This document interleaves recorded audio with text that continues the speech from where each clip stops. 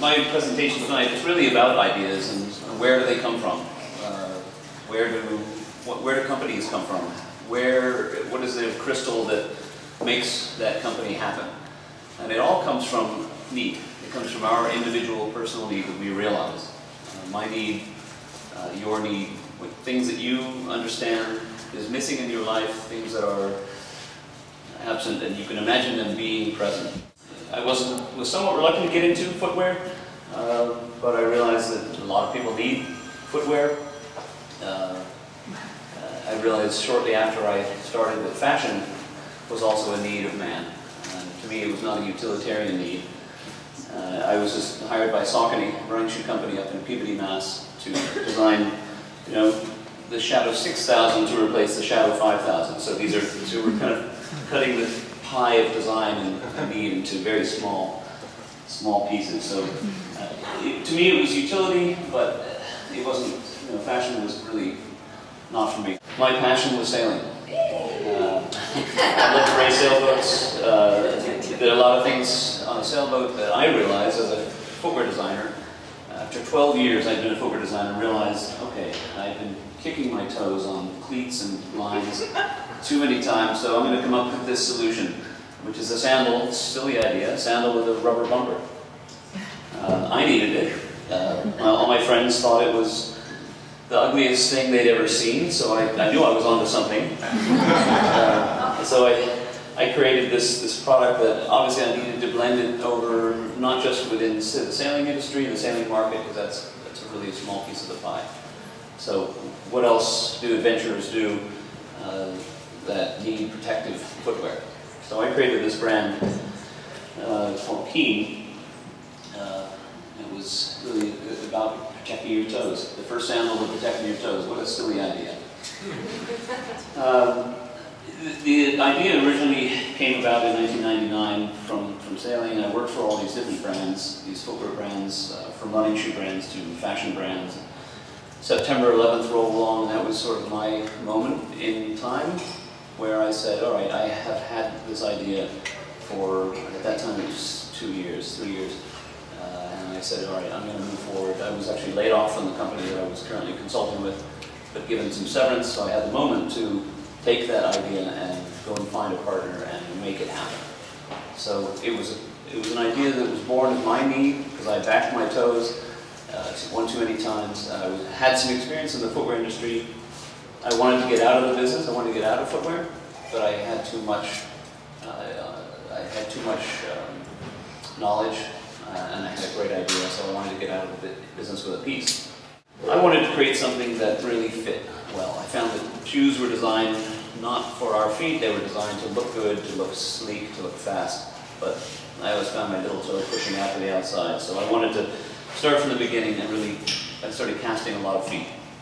So from all these foot shapes, I created a last shape that was a universal, somewhat universal, probably 95th percentile foot form, and started building this line. I came up with branding, I came up with the flavor for the company, the taste of the company, and then obviously the product, which I named after Newport, which is the place that I sail.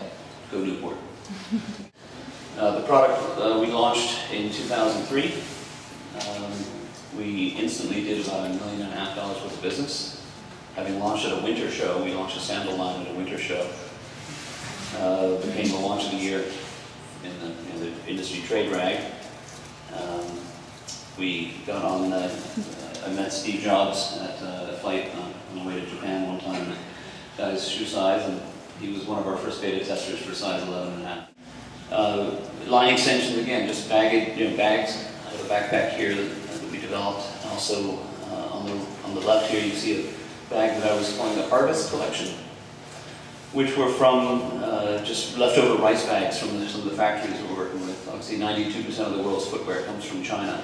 So I was working with China labor, and I wanted to recycle some of the materials that were being wasted. So these beautiful rice bags got converted into these Harvest bags.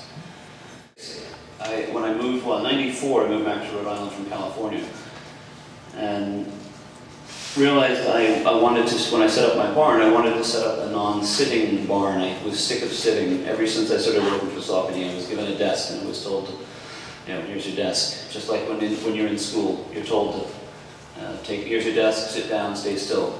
I'm a fidgeter, but I think everybody's a fidgeter, especially creative people. So I bought myself a drafting table, an old architect's drafting table, and started standing all day. After a while that became tiring. A few days in, I went to our local antique store in Jamestown, and they had a tractor seat that was welded to some wire legs. So I brought that home and used that, and there I was sitting higher up, hunched over a higher desk, and that wasn't great. So fortunately, I was able to bend the backrest of this seat back and pitch it forward on its front two legs. Again, this was just an idea that I had. Where do these ideas come from? I was trying to get comfortable. I was trying to find a place where I could be more creative, so I could be a better footwear designer. I felt the posture was something that was a hindrance in my flow of thought. So sitting, standing wasn't working. Maybe somewhere in between. Obviously, you're taught to sit still and sit down, sit still, and do your work. Well, it doesn't really work. Obviously, 85% of the employer's disability claims come from back pain, induced by how we are told or how we are learned to work. Why? We're an upright, evolved people. We learn to stand. We move around and we do things in a vertical, horizontal, or not horizontal position, or sitting position. Sitting has been something we've evolved to. It's been a place of aspiration. You think of the word chairman. Where did that come from? It's he who had the biggest chair sat behind the most walnutty desk. He's a big boy. Even standing all day can put you in what's called lower cross syndrome, where if you don't have strong enough core, your pelvis starts to rock forward like this, so you end up getting overextended S-curve. So there's a place maybe in between sitting and standing that we should all evolve to work. That's what I realized at the time. The idea came to me just because I needed a place, I needed a way to work that made me feel more creative. So we launched this company a year ago next month at the ICFF show in New York. And a lot of people told me about this book, The Chair, which I've never heard of before. And it was a woman who did a 14-year study on sitting, why we have evolved to be a sitting people. And it's a really telling tale. I again started doing more study of how we used to work. Tractor seats were very comfortable. Why did we abandon the idea of a tractor seat? So this was one of the first prototypes. It was just I had an existing upright desk. I needed something to perch on. And I'm not a furniture guy. I've been a footwear guy. I don't believe you need to know. I don't think you need to be an expert in anything. If you use it, if you are a furniture user, if you use chairs, you can figure out a better way to design them, or non-chairs. So this is our sort of our final prototype, which we call the Locus workstation, or the Locus seat. And the idea was to just remove all of the trappings of ergonomic support, backrest, armrests, and just make it very minimal. It's a very nimble, mobile support.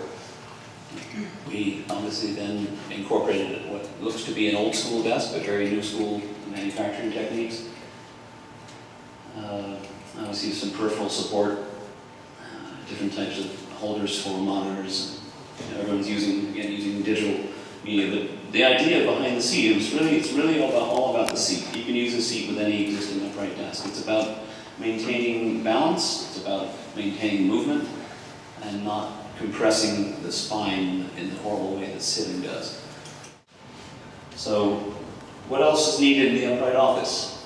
This is what we launched a year ago. Next month we're going back to ICFF, and then on to Neocon. It'll be our first sort of corporate trade show in Chicago in June.